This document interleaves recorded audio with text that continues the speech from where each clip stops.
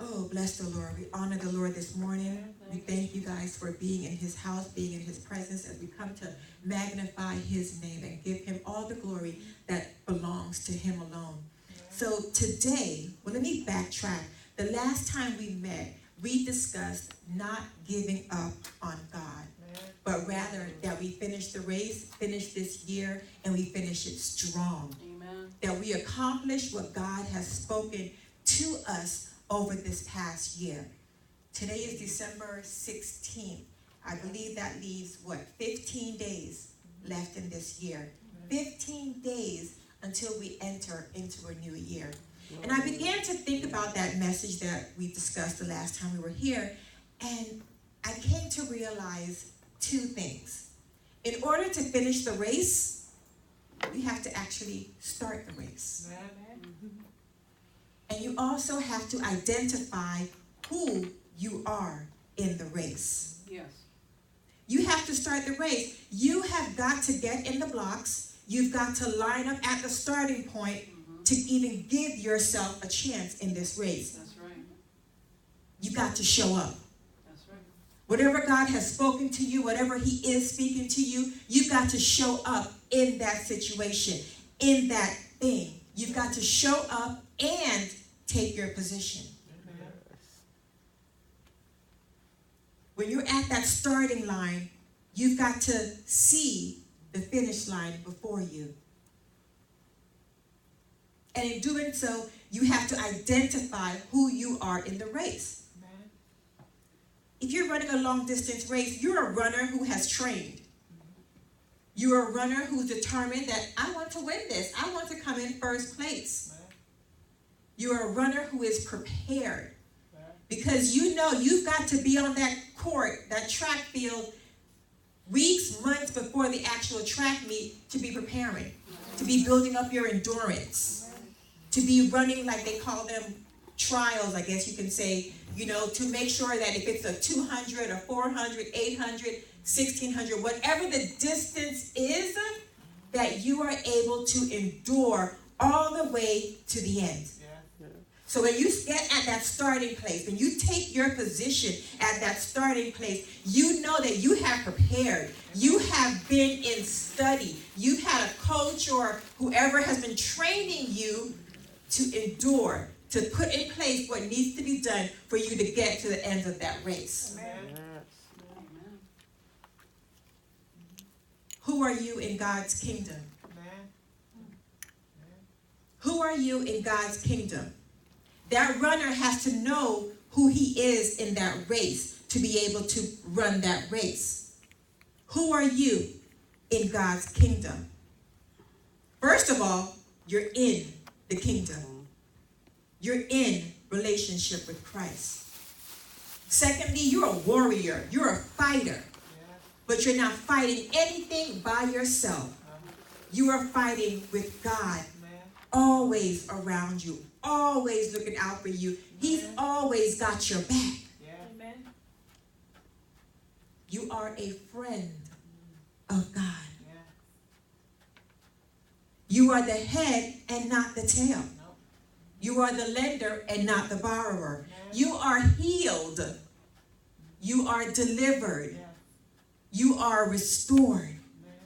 You are a child of God. You are sons and daughters of the King. That's who you are. And you've got to know who you are in the kingdom so that when you take your position, when you take your place to start running this race, you know who you are for the entirety of that race. Amen. A runner can't lose track of who he is during the course of a race. That's right. He's got to stay in formation. He's got to stay prepared. When that race is underway, whatever your race may be, you have got to picture yourself crossing the finish line. Otherwise, it becomes out of reach and you give up. When you don't, I don't see nothing coming up this. I don't see no light at the end of the tunnel. You're like, why even bother? Why continue down this road? But if you start that thing looking directly ahead to see what the end is going to be, you can make it to the end. Amen. That's right. Me and track and field again, so here we go. All right? Okay. So during the race, one of the long distance races, you have to make the necessary adjustments during the race. The runners, they all line up at the starting line, ready to go. They're, they take off. And they're jockeying for position to see who's going to lead the pack. Right? But once they get settled in, one person is leading the pack and everybody else is like following that person as they're running. They're making the adjustments throughout the race to make sure they have enough to exert at the end. They have to, they wait till the appointed time for that stuff to kick in, for that energy to propel them forward. A runner and his coach, they strategize an entire race. So they know from when you hit that starting point, when you're at the starting line, when that gun goes off, you will exert so much energy to 200 yards. And then you'll shift gears and go maybe slower at a steadier pace to finish to the 400 yards. Then you'll go again, and each segment of the race is strategized so that when they get to the last 200 meters, the last 100 meters, whatever it is, that appointed time is now time for you to kick in all that stored up energy to propel forward. The runners work on that strategy, again, for months, for years, to know when to accelerate in due season. Did y'all get that? Yeah. To accelerate in due season. The title of today's message is Begin with the End in Mind. And the subtopic is Identity Crisis. Our text is coming out of Matthew chapter 25, verses 14 to 30. And you guys know it well. It's a parable. It's the parable of the talent. So I'm not going to read the entire thing because as I go through, I'll make mention of the different verses. But a parable is simply a story that is told that represents a basic moral truth or religious principle. It's to explain or to teach something. Jesus spoke primarily a lot in parables in the New Testament so that he could communicate in a manner that the disciples and those hearing him would be able to understand. The parable of the talent, starting in Matthew chapter 25, verse 14, it says, "For the kingdom of heaven is like a man traveling to a far country who called his own servants and delivered his goods to them." All right? And I'm going to stop right there because I want to go by verse, as you'll see as we get into the message. Begin with the end in mind. Beginning right off the bat in verse 14, it says that he called his own servants. His own servants. And gave them his goods. So they were in his kingdom, in his circle, to be able to receive what he has. But did they know who they were? Did you forget who you are? We just gave a list about who you are in the kingdom. Being a child of the king, being sons and daughters, being warriors, being champions. That's who you are. And just as how this ruler called together his own servants, and they were in the inner circle, you are in the inner circle because you are in the kingdom. You are servants of the Most High God. So you are in that. When you're in an inner circle, you know the secrets, the trades, how to, you got some first-hand knowledge of some stuff. You may not know everything, but you can rub shoulders with a person in your inner circle, and you can find favor and blessings and assistance in that inner circle. Yeah. That's right. Do you think these servants of the ruler that they all knew who they were? or do they lose their identity? See, my identity is who I am. And that's what defines me. When you know who you are, you're able to define yourself by that. So that anybody comes along and tries to tell you otherwise or expect you to react or respond differently, no. This is who I am. This is what I believe. And this is the lens through which I look at everything in life and make my decisions. I'm not going to hang up my Christianity Monday through Saturday and make decisions with a worldly mind. Amen. No. This is who I am 7 days a week, 24 hours a day. Amen. Yeah. And so that's how people meet me, people see me, people hear me. They see who I am, who I identify as. We cannot lose our identity and go into identity crisis because we don't know who we are. We're going back and forth with, I'm a Christian today, praise God, hallelujah, God, you are worthy, I magnify your name. And then, hey, what's up? I ain't playing games. No, you cannot be going back and forth. 15 days that's left in this year. What have you done for the kingdom? What has God spoken to you, asked you to do that you have not done? See, there are times we have to learn to present who we are destined to be, even if we are not there yet.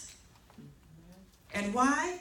Because you're looking at the end. You're beginning with the end in mind. When God is developing us and he's maturing us and growing us, we're not going to be there the next day. It's a process that we have to go through. But if you know that you are destined for a certain thing, you start to walk, you start to talk, you start to interact with individuals who are like-minded. Amen. There's a saying in the islands in Jamaica, you can take a person out of the country, but can't take the country out of them. Well, if you know you're destined to be out of the country, you need to let go of those country ways. And act, behave, respond, think like who you are destined to be. Amen. Amen. When you were a child, you spoke as a child.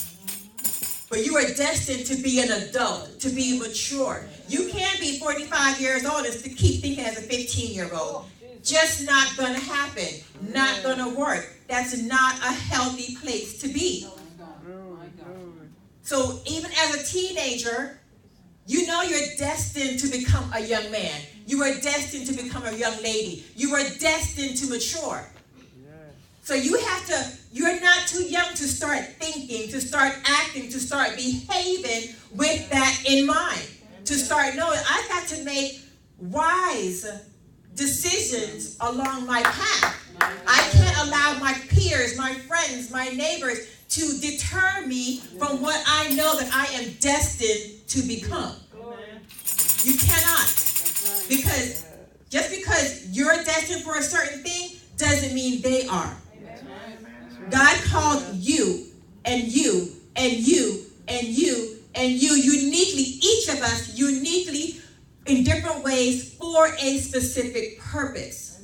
So if your friends are going down track A and you're like, track A looks good, I'm not going to jump on track A, but you are destined for track B, you've got to stay on your path. You've got to stay on that thing and follow it through to the end.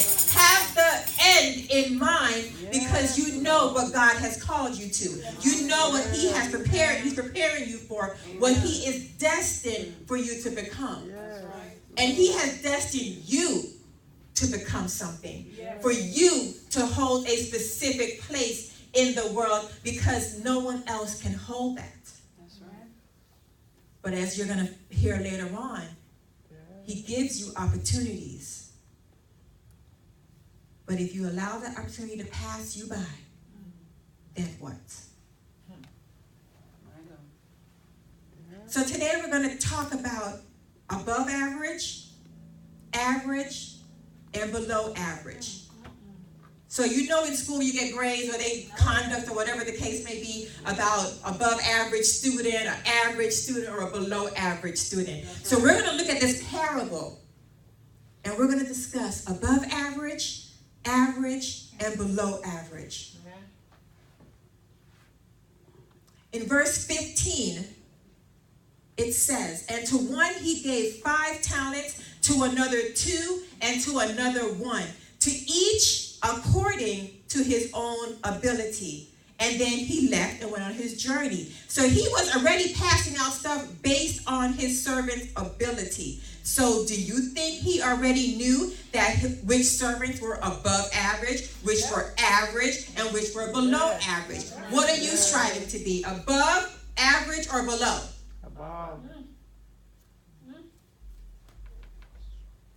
The ruler gave to each of his servants opportunities. He gave them talents. And in this parable, talents is not about singing, dancing, speaking. No, he gave them some money.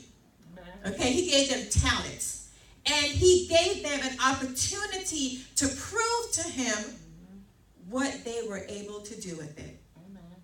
What were they going to do with it? You see, opportunities come in many different ways. And sometimes we have to be careful how we handle or don't handle an opportunity. Verse 16 tells us, then he who had received the 5 talents went and traded them and made another 5 talents. So do you want to say that person was ambitious? He was above, he or she was above average. He was like, I want to double this. And probably if he had more time, triple it or whatever the case may be. But he went and invested it. He didn't waste no time. He didn't look around. He didn't ponder. He went and invested it, traded it, and made another 5. And the person who had 2, he went and made 2 more also. It doesn't say how he did or what he did, you know. He may not have been as aggressive as the person with the 5, but he doubled his 2. He now had 4, right? And the person that he gave the 1 talent to went and dug a hole and hid the money in the hole. He hid his 1. He hid his 1. How often have we allowed ourselves, when God has given us an opportunity, we dug a hole and hid it in there? We don't take that step forward. We don't be bold and courageous in the things of God. We're like, God didn't call me to do that. No. Okay, I'm going to wait till I hear God speaking to me. No, I'm going to wait for confirmation. No, I'm just not going to do it.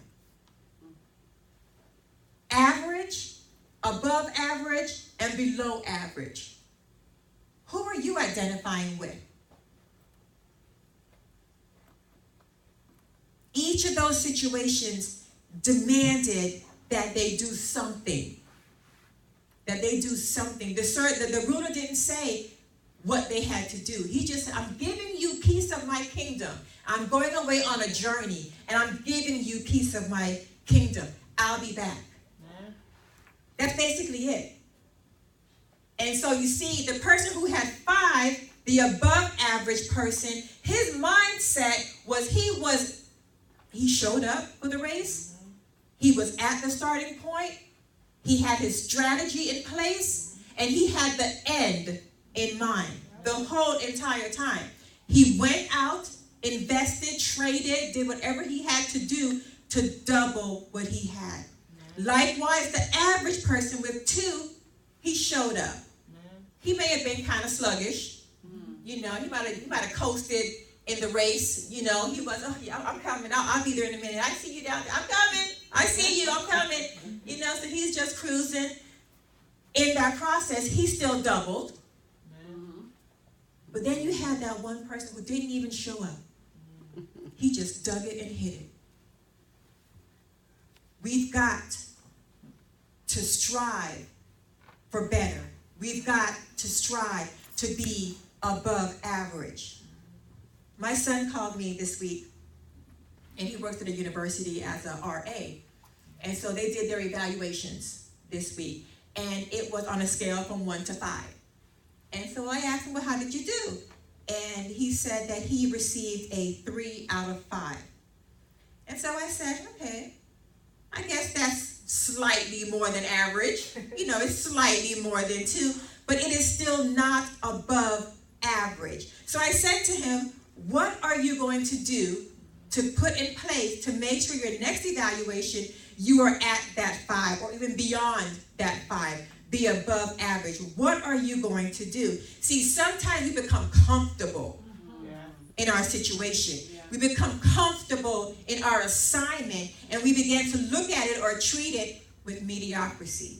We begin to treat that situation as a below average situation. Oh, I'm just here. Okay, yeah, I did my job. Yeah, I checked you in. Okay, you're good. Okay, yeah, we become comfortable in our assignment. A runner can never become too comfortable. They've got to constantly be strategizing in their mind, rehearsing what their coach has trained them, know how far they've gone to be able to kick in what needs to get kicked in throughout the race. Everything that we need to do, everything that we do needs to be and must be done above average.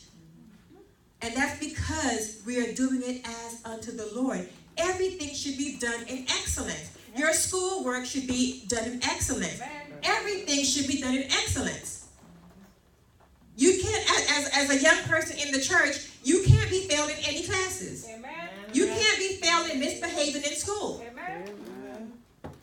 You still have to keep that end in mind because you are an example. As an adult at work, you can't be sometime-ish at work. You can't be taking shortcuts at work. Right. People are watching you to see how you are going to run this race. When the going gets tough, when you feel tired and sluggish, are you going to kick into that next gear to be able to finish that race?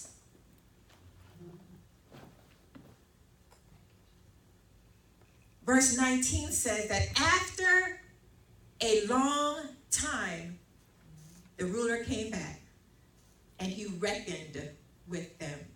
See, you may think that you're getting away with something or you know, you're misbehaving in school or what have you, but at some point in time, that teacher is going to check her grade book. She's going to grade the assignment, and she's going to see that, okay, that one's not passing, that one talks too much.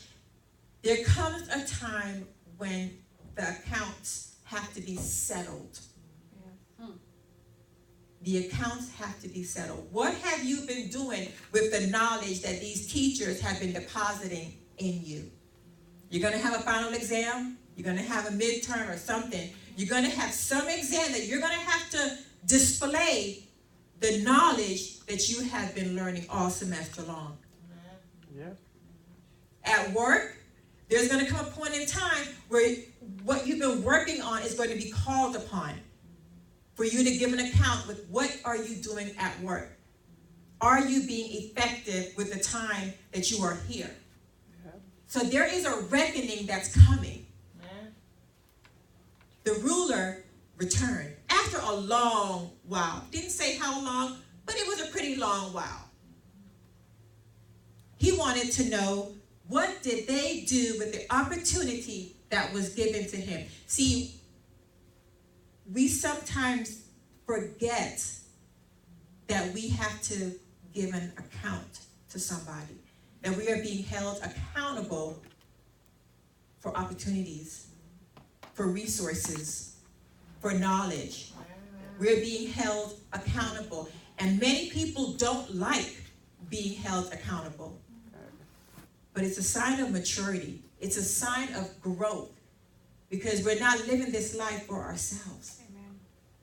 We've got to give an account at some point in time. So, the ruler came back and wanted to know, what did they do with his opportunities that he gave them? So it was time for a reckoning. It was time to, let's settle these accounts. I gave you a piece of my kingdom. Let me see what you have done with it. There are times at work you are given an opportunity, an assignment, a task to see what you do with it. And that could be the very opportunity that propels you into a promotion. Yes. But because we think of it as additional work or whatever, Yes. we let it slide. And when the time comes for that, our bosses to call into account what is happening with that project I gave you, you then get passed over. Yes. Sure enough. The ruler came back and he called them together to reckon with them, to settle the accounts with them. Let's start at verse 20. He said, and so he who had received 5 talents came and brought 5 more talents, saying, Lord, you delivered to me 5 talents. Look, I have gained 5 more talents besides you. He could have been bragging. You know, hey, look at me. I done gained 5 more talents. Amen. But he gained 5 more talents. Amen. He gained, he invested, he did something. He showed up for the opportunity. His Lord said to him, well done, good and faithful servant. You were faithful over a few things. I will make you ruler over many things. Enter into the joy of your Lord. And then he who also had received 2 talents came and said, well, look at me. Wait a minute. Yes, he doubled it. I doubled mine too. You gave me 2. I got 2 more. Amen. And so the Lord said to him, well done, good and faithful servant. You have been faithful over a few things. I will make you ruler over many things. Enter into the joy of the Lord. And then we get to the person who had 1 talent. Here he comes. Now you've just heard 2 wonderful people before you. Yes, I doubled mine. I gained 5 more. I gained 2 more. And here he comes. Lord, I knew you were a hard man, reaping where you have not sown and gathering where you have not scattered seed. And I was afraid. And I went and hid your talent in the ground. Look, I have what is yours. What I gave you is there. Now, how would you feel if you gave somebody your kingdom, piece of your kingdom, let's backtrack. You invest your money in a bank, an investment piece of a bank. And you're expecting an investment to come back. And when you go back to check on your account, the bankers tell you, oh, no, it's just the same amount that you put in that's there. Will you not be upset if I gave you my money to invest and to make more, and you're going to tell me after all these years it is still the same thing I gave you? The ruler answered and said to him, you wicked and lazy servant. You knew that I reap where I have not sown and gather where I have not scattered seed. So you ought to have deposited my money with the bankers, and at my coming I would have received back my own with interest. We ought to always be looking for that opportunity to gain something. I think even if that person with the 1 talent had gained a half of something, he would have been better off than gaining nothing. But he said he was afraid. And so he went and hid his talent in the ground. We cannot allow fear to conquer us. Yes. We cannot allow our insecurities to conquer us. We are more than conquerors in Christ Jesus. So what did the ruler do? He took the talent from him that had 1 and gave it to him who has 10 talents. Verse 29. For to everyone who has, more will be given, and he will have an abundance. But from him who does not have, even what he has will be taken away.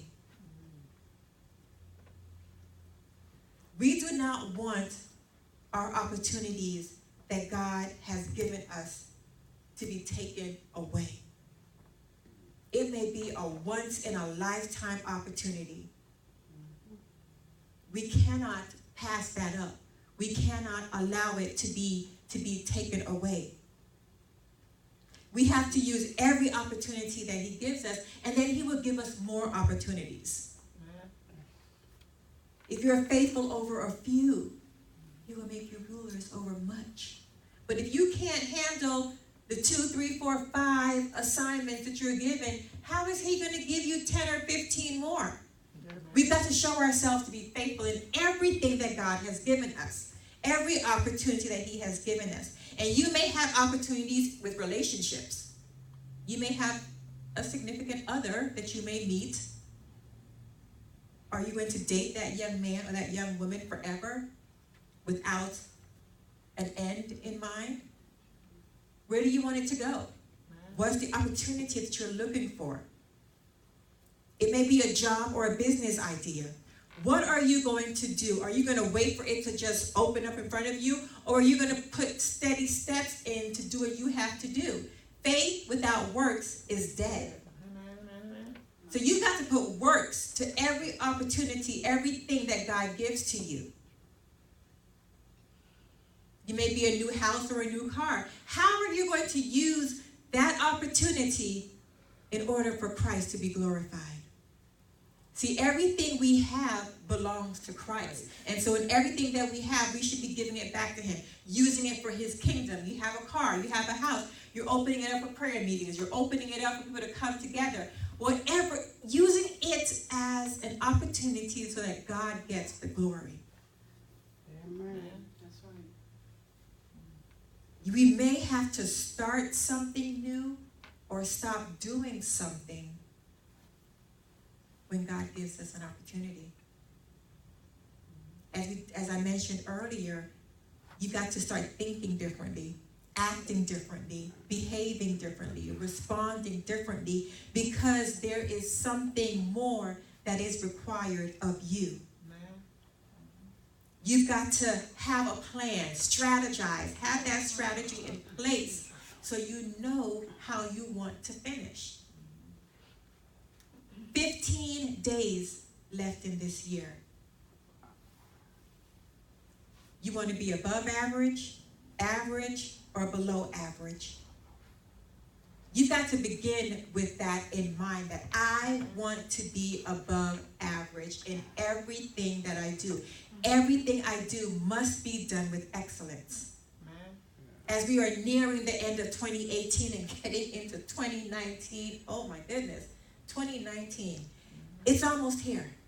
It's almost here. What strategy do you have in place to finish, to get to that finish line? And you can even begin now to seek and ask God, as you are finishing this race of 2018 and getting into 2019, what does he want you to accomplish in 2019? So that you can now begin to put in place a strategy, some steps to finish 2019 as well. We've got to finish strong. See, when the day is coming, just like how that ruler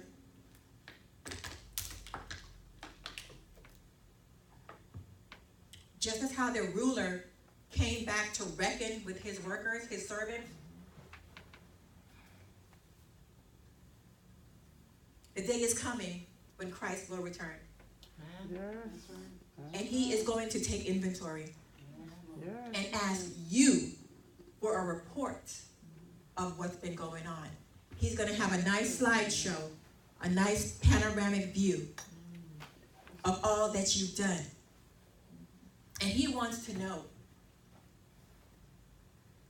are you above average, or below average? What have you done with the different talents that he has given you, the different opportunities that he has given you?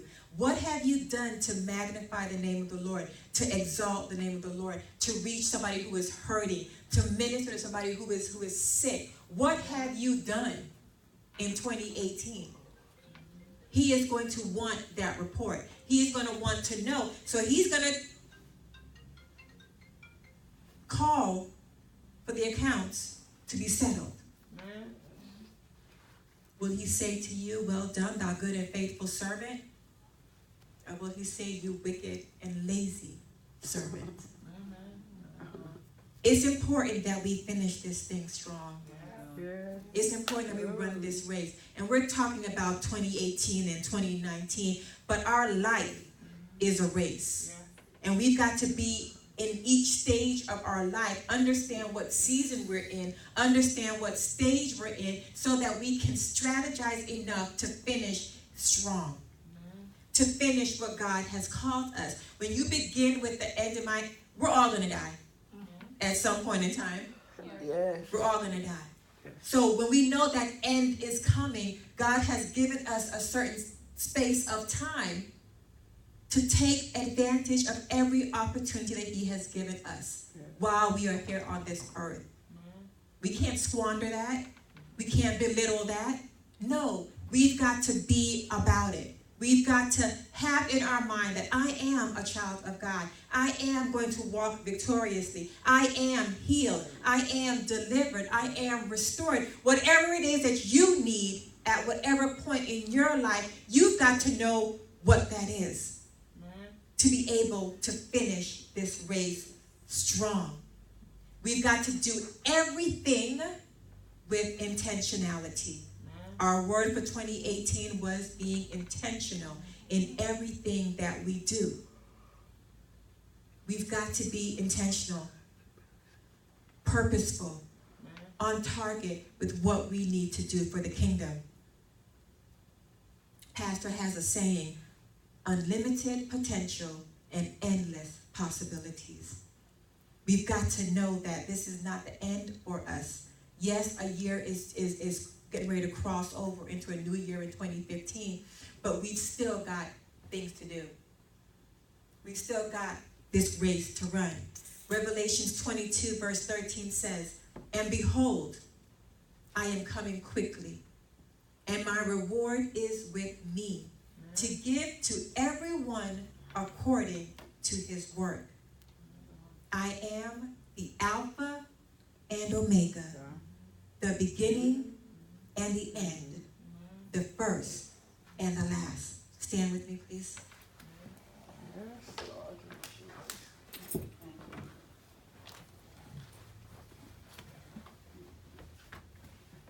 I am the Alpha and Omega, the beginning and the end. The beginning and the end, the first and the